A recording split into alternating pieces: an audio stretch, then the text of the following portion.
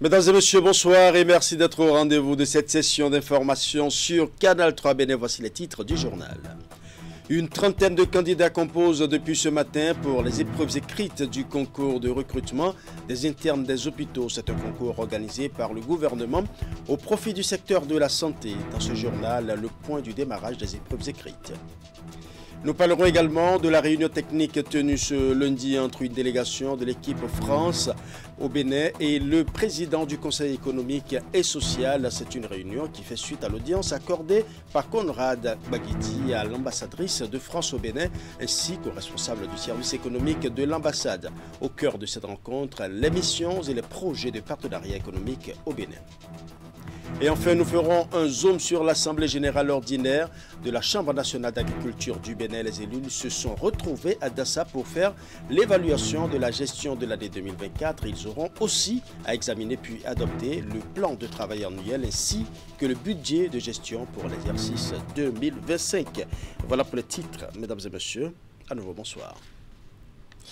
Lancement du concours de recrutement des internes des hôpitaux ce mardi à la faculté des sciences de la santé de Cotonou. C'est un concours organisé par le gouvernement au profit du secteur de la santé. Une trentaine de candidats composent à cet effet et les épreuves écrites qui prennent fin vendredi prochain sont officiellement lancées par la ministre de l'Enseignement supérieur et de la Recherche scientifique. Elle avait à ses côtés pour la circonstance le secrétaire général du ministère de la Santé et le directeur de cabinet du ministre du Travail et de la Fonction publique. Reportage.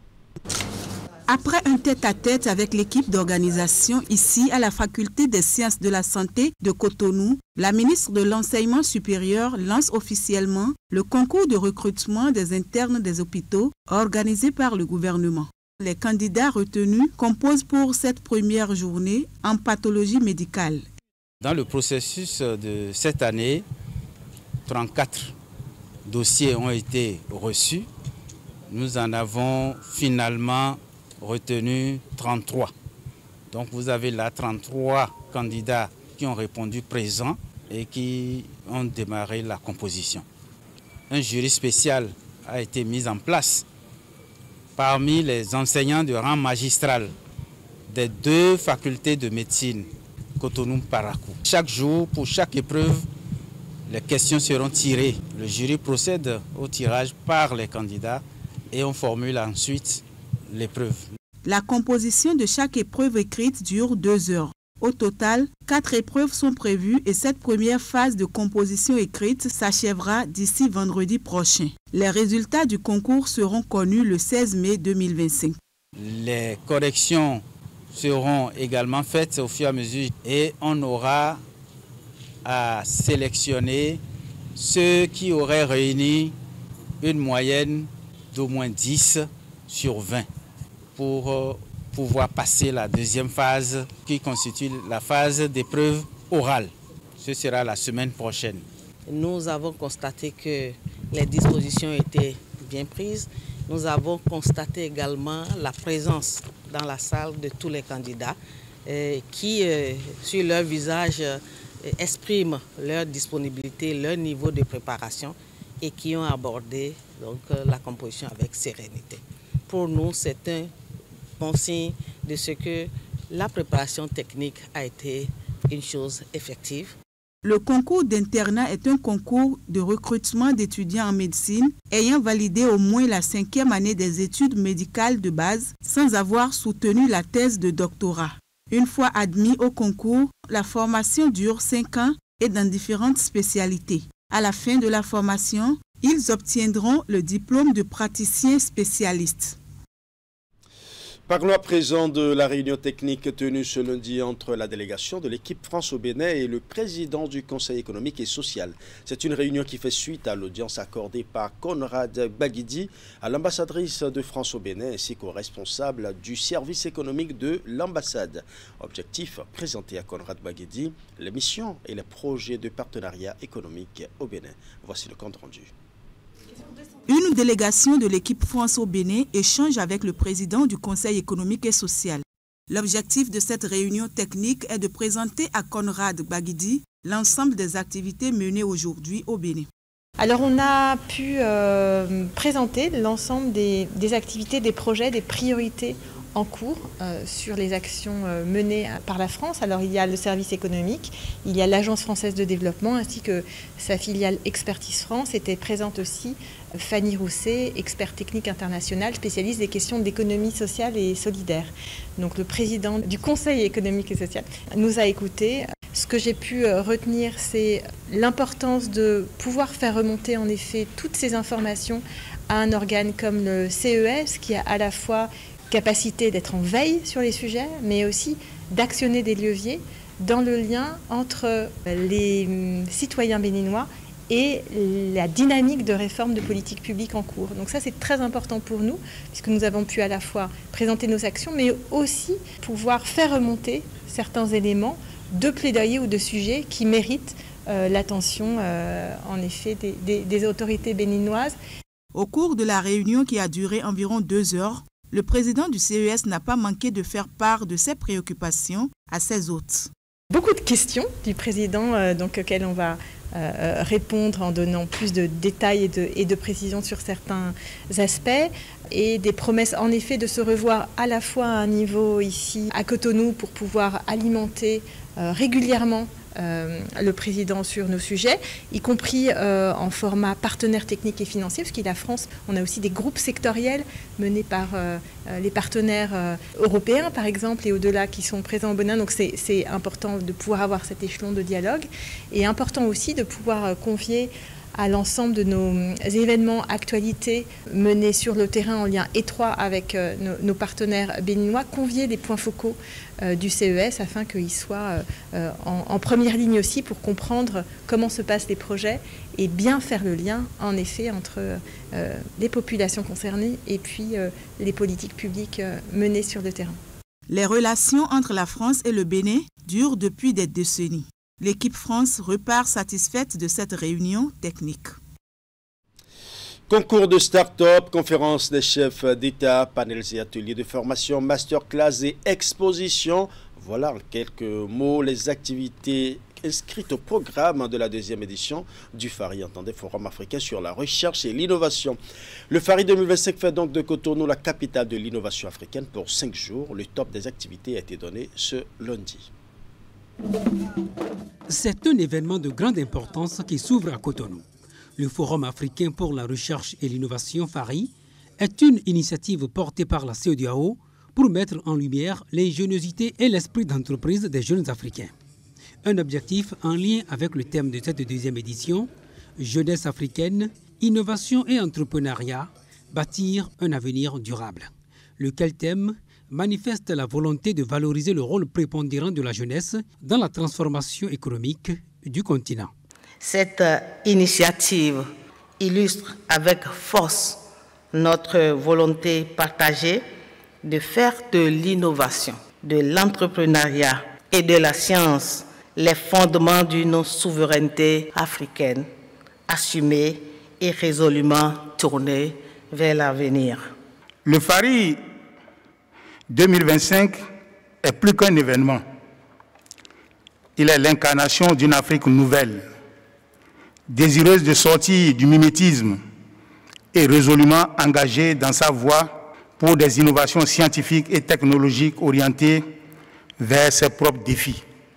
La première édition du FARI, tenue à Abuja en octobre 2022, avait recommandé la création des mécanismes de fonctionnement et de financement durable de l'innovation, le renforcement de la coopération scientifique régionale et la mise en place de politiques nationales inclusives au service de la jeunesse entrepreneuriale. Des résolutions qui trouvent aujourd'hui un écho concret à cette 2e édition dont le thème interpelle, engage et appelle à l'action. Nous nourrissons donc l'espoir que cette édition de FARI soit plus qu'un forum, mais qu'elle soit une scène de révélation, un levier de synergie et un catalyseur d'opportunités concrètes au service d'une Afrique créatrice de valeur par et pour sa jeunesse. Placé sous le signe de l'avenir de la jeunesse et de l'ingéniosité africaine, le FARI 2025 attend plus de 115 startups de l'espace CEDEAO pour exposer leurs inventions, plus de 20 000 visiteurs pour découvrir à Cotonou du 5 au 9 mai 2025 une Afrique créative et scientifique tournée vers le futur. Parlons à présent de la deuxième session ordinaire au titre de l'année 2025 du Bureau exécutif national du parti Force Cori pour un Bénin émergent FCBE. Le rendez-vous de Boycon est placé sous le thème concrétisation de l'ancrage de la FCBE dans tous les villages et quartiers de ville. Les assises ont duré 2 jours. Elles ont été l'occasion d'aborder bien de sujets, entre autres la préparation technique et juridique des candidatures pour les élections générales de 2026. Iba Hélène Amosso pour les détails. Plus que quelques mois avant les prochaines échéances électorales de 2026, à la Force Cori pour un Bénin émergent FCBE, on affûte déjà les armes. À Boycon ce week-end, les membres du bureau exécutif national étaient en conclave. Au cœur des échanges, la préparation technique et juridique des candidatures. Nous allons prendre ici des résolutions nécessaires au rassemblement des dossiers. S'agissant de la connaissance et de la maîtrise des textes de loi, nous avons sollicité les services d'un expert juridique qui va nous entretenir surtout sur ce qui relève des contentieux en amont et en aval des élections. Placé sous le thème concrétisation de l'ancrage de la FCBE dans tous les villages et quartiers de ville, le rendez-vous a aussi servi de cadre de réflexion à la redynamisation des structures de base, puis le renforcement de l'ancrage territorial du parti. L'opération entamée dans les arrondissements s'est étendue aux communes et sera bientôt élargie aux villages et quartiers de ville. Au regard du niveau atteint en ce moment, on ne peut que saluer la détermination de tous pour assurer l'ancrage géographique du parti sur l'ensemble du territoire national. Que la mobilisation soit faite et que vous nous expliquez aux populations que voter veut dire choisir. Choisir veut dire décider à qui confier le président et l'avenir du pays. À l'heure où nous parlons, notre mission principale, c'est de donner envie à nos électeurs de retourner aux urnes. Avec une organisation méthodique ainsi que des stratégies bien définies, la FCBE entend jouer un rôle de premier plan lors des élections générales de 2026. À l'occasion, le Bureau exécutif national s'est aussi prononcé par rapport aux attaques répétées des terroristes ces derniers temps au nord du pays. Dans une adresse, Paul Rumpe a salué la mémoire des soldats tués. Le secrétaire exécutif national du parti a exhorté les populations à coopérer et dénoncer toute personne ayant des attitudes suspectes.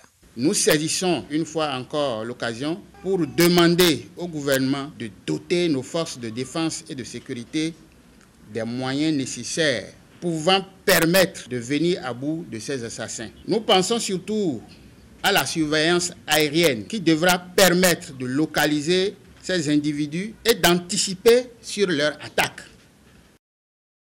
L'affaire est au cœur des discussions sur les réseaux sociaux depuis quelques jours. Il s'agit de l'agression sexuelle sur une jeune fille impliquant le commissaire adjoint du commissariat de Toklegbe dans le 1er arrondissement de Cotonou. Informé et saisi de l'affaire, l'Institut national de la femme est revenu sur les détails de ce dossier à la faveur d'un point de presse au siège de l'Institut. Voici un extrait de la secrétaire exécutive de l'INF. Par dénonciation anonyme du 21 avril 2025, l'Institut national de la femme a été informé du cas d'une jeune fille droguée et violée dans un hôtel de la place. Le dénonciateur informait que le mis en cause aurait été présenté par des témoins au commissariat de Toklegbe avant d'être relâché par l'agent qui les a reçus. Le dénonciateur a également précisé que le dit agent a reçu des mains du mis en cause la somme de 300 000 francs en vue de l'aider à recouvrer sa liberté. Immédiatement, l'Institut national de la femme a alerté les autorités compétentes qui se sont, dans un premier temps, heurtées à un mur, le commissariat affirmant n'avoir reçu aucun dossier dans ce sens. Rappelé par l'INF, le dénonciateur a donné des précisions sur les dates et heures d'entrée au commissariat. Face aux évidences, l'Institut national de la femme a cette fois-ci saisi le procureur spécial de la Criette pour que lumière soit faite non seulement sur les faits de viol, mais aussi sur l'abus de fonction dont se serait rendu coupable l'agent de police. Le dossier est donc entre les mains des autorités compétentes qui vont se charger de clarifier les points d'ombre à l'Institut national de la femme par la voix de la secrétaire exécutive Flore Djinou se réjouit de cette avancée. Nous allons suivre ses propos à cet effet. C'est donc avec une immense satisfaction que l'Institut national de la femme a été informé de la prochaine présentation du commissaire adjoint du commissariat de Toklegbe au procureur spécial pour répondre des faits graves qui lui sont reprochés. L'Institut national de la femme condamne avec la dernière rigueur cet agissement. La lutte contre les violences basées sur le genre est déjà assez rude pour que nous soyons obligés de nous méfier des personnes qui connaissent la loi et dont le devoir est de nous protéger. L'INF demeure mobilisé et maintient toute sa confiance dans la justice béninoise, convaincue qu'elle ne manquera pas de situer les responsabilités et d'appliquer les tests avec rigueur en vue de décourager ces pratiques. Victimes ou témoins de violences basées sur le genre, sachez que le silence ne protège pas. En cas de violence, appelez gratuitement le 114. Le numéro vert, le numéro d'écoute de l'Institut national de la femme, ou appelez le 01 51 07 88 88. Numéro d'alerte disponible par SMS, par appel, par audio et également par vidéo WhatsApp. Nous restons engagés aux côtés des victimes pour que plus jamais l'autorité ne serve à couvrir l'injustice. Autre volet de l'actualité nationale, l'Assemblée générale ordinaire de la Chambre nationale d'agriculture du Bénin. Les élus se sont retrouvés à Dassa pour faire l'évaluation de la gestion de l'année 2024. Ils auront aussi à examiner puis adopter le plan de travail annuel ainsi que le budget de gestion pour l'exercice 2025. Voici le compte rendu de Imet Hélène Amosso. Les assises se tiennent conformément à l'article 18 du décret portant approbation des statuts de la Chambre nationale d'agriculture. Elle consacre la première session ordinaire au titre de l'année 2025 de l'Assemblée générale consulaire de la CNA Bénin. La rencontre est le cadre choisi pour procéder à l'évaluation de la gestion de l'année 2024, notamment le taux de réalisation des activités prévues, la mobilisation des fonds et les dépenses effectuées. Aujourd'hui, nous avons l'opportunité de réfléchir sur nos réalisations et d'évaluer nos défis. Cette Assemblée générale, qui est une exigence statutaire découlant des dispositions du décret numéro 2018-333 portant approbation des statuts de la Chambre nationale d'agriculture, est tenue régulièrement depuis l'année dernière. Nous devons ce résultat à la nouvelle dynamique que notre bureau a insufflée au fonctionnement de notre administration, dynamique portée en l'occurrence par la direction administrative et financière sous le leadership du secrétaire général de la Chambre nationale d'agriculture du Bénin. Réunis au siège de l'Union communale des producteurs de la cité des 41 collines, les élus consulaires vont aussi examiner et adopter le plan de travail annuel ainsi que le budget de gestion pour l'exercice 2025. Ils aborderont également les défis propres à chaque filière dans le contexte des réformes agricoles. Je voudrais appeler votre attention sur un second chantier d'importance sur lesquels les autorités, notamment Monsieur le ministre de l'Agriculture, de l'Élevage et de la Pêche et les autres départements ministériels attendent la Chambre nationale d'agriculture. C'est en réalité la mise en œuvre du décret 2023-302 du 7 juin 2023 portant modalité d'inscription et de délivrance des cartes professionnelles aux acteurs agricoles. Pour l'atteinte de résultats plus probants, une bonne gouvernance agricole et la défense des intérêts du monde rural, chacun des participants est appelé à apporter sa contribution aux échanges. La fête du travail, c'était le jeudi 1er mai dernier. Avec un léger différé, les agents de la mairie de Semekpodji ont célébré cette fête à leur manière. Une journée dédiée aux travailleurs et qui a été commémorée dans un esprit de responsabilité et de réflexion. Le point des manifestations dans ce reportage.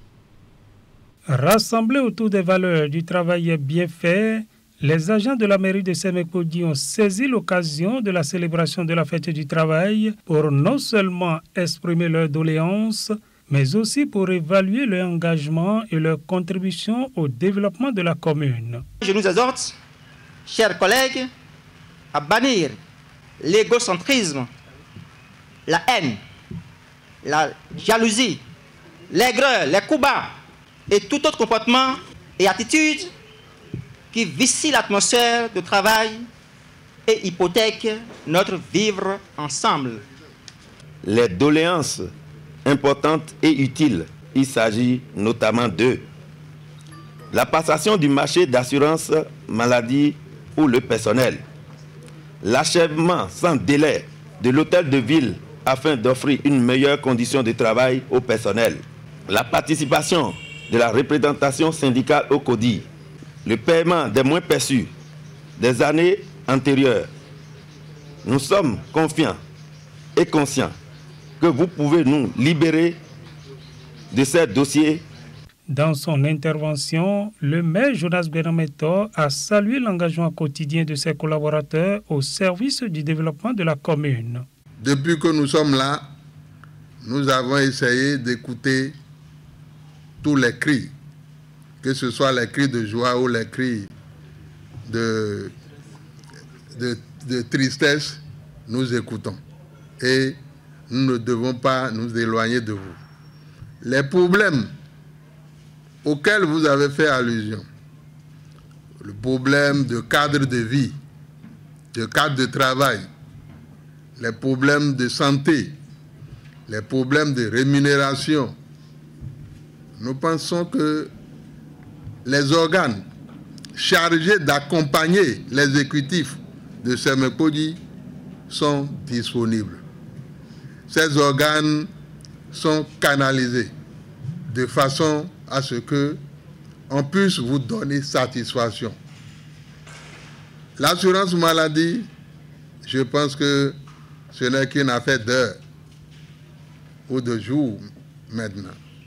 Le pacte de la performance vient ainsi d'être renouvelé entre le maire Jonas Benametor et ses collaborateurs pour une commune de Semekpodji plus dynamique dans la quête du bien-être des administrés.